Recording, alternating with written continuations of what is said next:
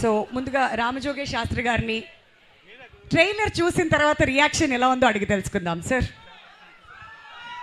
Hello Tirupati,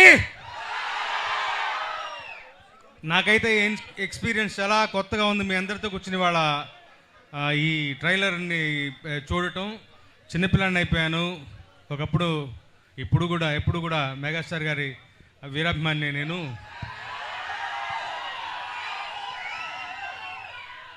Anil Ravipudi film అని చూడంగానే ఒక ఎక్సైట్మెంట్ వాళ్ళ రోజున అందరిలోకి. సంక్రాంతికి డెఫినెట్గా వచ్చి బలమైన హిట్ కొడతాడన్నటువంటి విశ్వాసం అందరికీ, నాకు మరీ ఎక్కువగాను. ఈ ట్రైలర్ చూసిన తర్వాత మరీ ఎక్కువగా నమ్మకం పెరిగింది. అద్భుతమైన సినిమా, ఒక ఎంటర్టైనర్ వస్తుంది. అందరూ అనిల్ రావిపూడిని పందెంకోడి అంటున్నారు, సంక్రాంతి పందెంకోడి అంటున్నారు. నేనంటాను సంక్రాంతి రెక్కల గుర్రం అంటాను.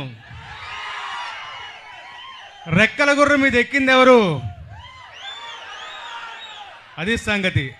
అసలే రెక్కల గుర్రం దాని మీద ఎక్కింది మరెవరో కాదు, మెగాస్టార్ గారు.